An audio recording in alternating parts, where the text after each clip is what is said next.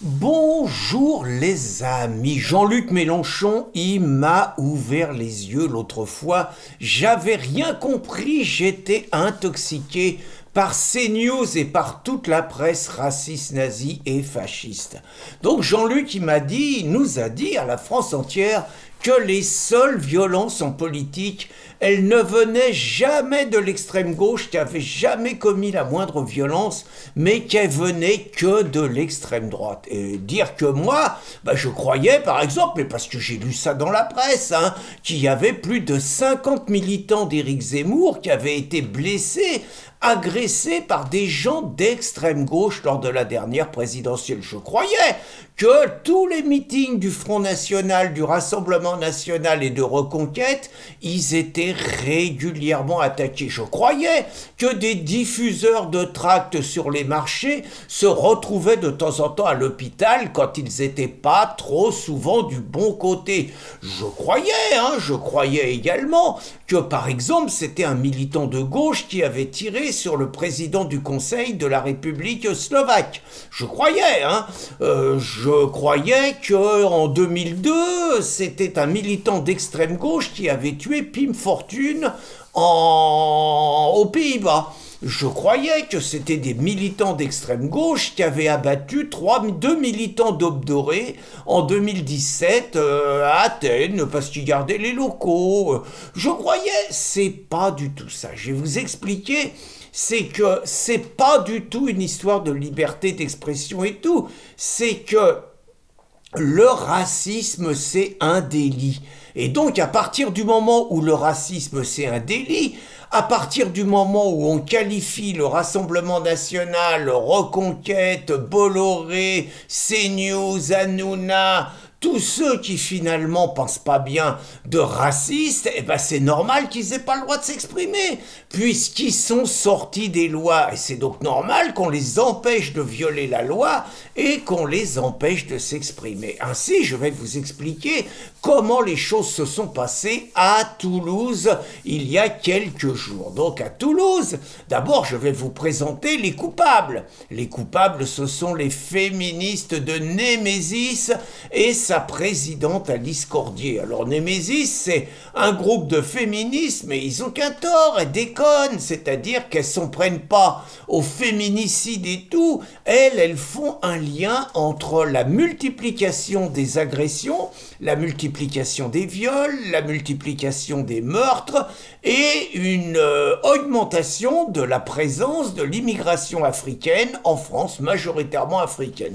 Elles font des liens parce qu'elles disent par exemple que s'il n'y avait pas eu 56 OQTF qui n'avaient pas été appliqués, il y aurait eu 56 viols de moins en France. Elles font des liens parce que l'assassin de Lola n'aurait jamais dû être en France et qu'elle était en France, c'est que c'est quelqu'un originaire d'Afrique. Elles font des liens parce que l'assassin de Philippines, il aurait jamais dû être en France non plus, il avait déjà un casier long comme ça, et il était en France et elles disent qu'elles en ont marre, et puis elles viennent dans les manifs. Donc évidemment, même si c'est des femmes, les gauchistes, ils leur tapent dessus, ils leur mettent des coups de poing, des coups de pied et tout. Bon, parce que on peut pas laisser la parole au racisme. Le racisme, c'est un délit. Et donc, il s'est passé quelque chose de très très grave, c'est que le ministre de l'Intérieur, qui paraît beaucoup plus méchant que celui d'avant, que Moussa Darmanin, lui il était gentil, Moussa, il dissolvait que les groupes racistes, nazis, fascistes, xénophobes, etc. Et il foutait une paix royale à l'extrême gauche. Et figurez-vous que le nouveau qu'on a, la Retailleau, ça a l'air d'être ingénieux celui-là. Alors Retailleau, déjà un truc très très grave, c'est qu'il a dit qu'il se reconnaissait dans le combat de Némésis. Donc vous voyez, Némésis, c'est le racisme, c'est le fascisme, c'est le nazisme, c'est l'extrême droite, et un ministre de l'Intérieur qui se reconnaît dans le combat de ces personnes-là, c'est forcément un nazi, un raciste, un fasciste, un néo-nazi, un mec d'extrême droite. Voilà. Donc la gauche découvre avec horreur qu'au ministère de l'Intérieur, on a un mec d'extrême droite. C'est très très grave, naturellement. Et ensuite, ces racistes, fascistes, nazis, etc. de Némésis décident d'aller faire une conférence à Toulouse. À Toulouse, alors il y a peut-être un maire de droite, mais c'est un bastion de la gauche et de l'extrême gauche, même si de temps en temps nos amis de la Ligue du Midi y viennent et que c'est un peu chaud, en général c'est interdit aux camps patriotiques qu'on appelle naturellement les racistes. Et donc elle voulait aller faire une conférence à Toulouse. Mais là, les vaillants défenseurs des libertés, ceux qui combattent le nazisme, bien évidemment, ils ont pris le dossier en main. Donc, premier épisode, dans la nuit, ils ont tagué, ils ont bousillé la salle municipale qui leur avait été prêtée, ce qui était d'ailleurs un scandale, et donc ils ont mis des excréments dedans, ils ont mis des tags et tout. Bon voilà, le maire de droite, Moudank, qui paraît pas très courageux, a donc annoncé deuxième chapitre, il a annoncé qu'il annulait la réunion, qu'il l'interdisait.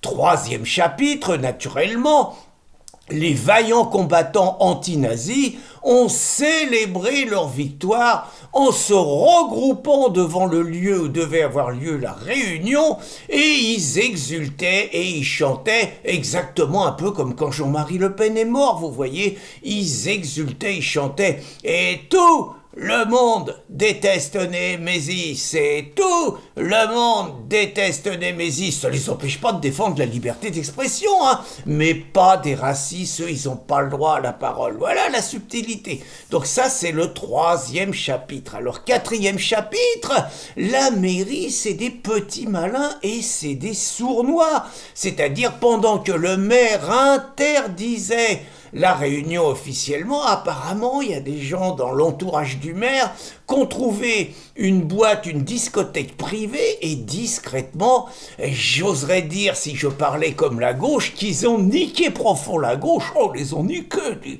hein. Et donc, la réunion a pu se tenir pendant que la gauche exultait et tout le monde déteste Némésis. Pendant ce temps-là, Alice Cordier était en train de tenir sa conférence scandaleuse, forcément, donc en plein Toulouse. Alors, cinquième chapitre, donc, Alice Cordier a été interrogée naturellement par les médias, par CNews, hein, qui a raconté, donc elle a raconté plein de mal sur les militants insoumis. Elle a parlé de Catanins qui fout des claques, elle a parlé du violeur de l'Isère qui vient de se faire virer, elle aurait pu parler de Cottineau, là, le mec du conseil qui se présentait au conseil départemental, un travailleur social attaché à la défense de l'enfance, tellement attaché qu'il a violé une gamine handicapée de 4 ans.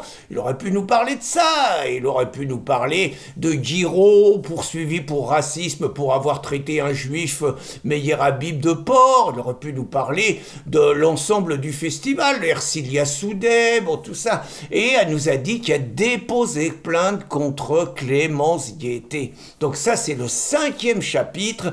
Et 6e chapitre, le plus important mes amis, le fascisme ne passera pas, no passaran. Bonne journée les amis.